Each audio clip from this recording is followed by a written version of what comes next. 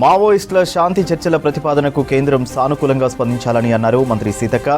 ఆదివాసీల హక్కులను ఎవరూ కాలరాయొద్దని కోరారు. ఆ జాతి బిడ్డగా ఆదివాసీలకు అండగా నిలుస్తానని హామీ ఇచ్చారు సీతక్క.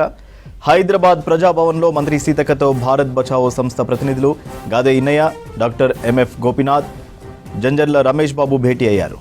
ఆపరేషన్ కగారును నిలిపివేసేలా తన వంతు ప్రయత్నం చేయాలని మంత్రి సీతక్కను విజ్ఞప్తి చేశారు. అందుకు మంత్రి సీతక్క సానుకూలంగా స్పందించారు. వేల సంఖ్యలో కేంద్ర బలగాలు కరేగుట్ట ప్రాంతాల్లో సంచరిస్తుండటంతో ఆదివాసీలు భయాందోళనకు గురవుతున్నారని మంత్రికి వివరించారు ప్రతినిధులు. ఆపరేషన్ కగారును తక్షణం నిలిపివేయకపోతే పెద్ద ఎత్తున ప్రాణనష్టం జరిగే అవకాశం ఉందని పేర్కొన్నారు. ప్రభుత్వాలు రాజ్యాంగానికి లోబడే వ్యవహరించాలని చెప్పిన సీతక్క, బల ప్రయోగంతో కాకుండా చర్చల ద్వారా సమస్య పరిష్కారం జరిగేలా కేంద్ర ప్రభుత్వం వ్యవహరించాలని ఆదివాసీ బిడ్డగా కోరుకుంటున్నానని తెలిపారు. మావోయిస్టుల శాంతి చర్చల ప్రతిపాదనకు కేంద్రం సానుకూలంగా స్పందించాలని అన్నారు మంత్రి సీతక్క. ఆదివాసీల హక్కులను ఎవరూ కాలరాయొద్దని కోరారు. ఆ జాతి బిడ్డగా ఆదివాసీలకు అండగా నిలుస్తానని హామీ ఇచ్చారు సీతక్క. హైదరాబాద్ ప్రజాభవన్లో మంత్రి సీతక్కతో భారత్ బచావో సంస్థ ప్రతినిధులు గాదే ఇన్నయ్య, డాక్టర్ ఎంఎఫ్ గోపీనాథ్, జంజర్ల రమేష్ బాబు భేటీ అయ్యారు.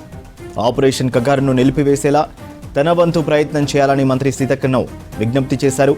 అందుకు మంత్రి సీతక్క సానుకూలంగా స్పందించారు. వేల సంఖ్యలో కేంద్ర బలగాలు కరేగుట్ట ప్రాంతాల్లో సంచరిస్తుండటంతో ఆదివాసీలు భయాందోళనకు గురవుతున్నారని మంత్రికి వివరించారు ప్రతినిధులు. ఆపరేషన్ కగారును తక్షణం నిలిపివేయకపోతే పెద్ద ఎత్తున ప్రాణ నష్టం జరిగే అవకాశం ఉందని పేర్కొన్నారు.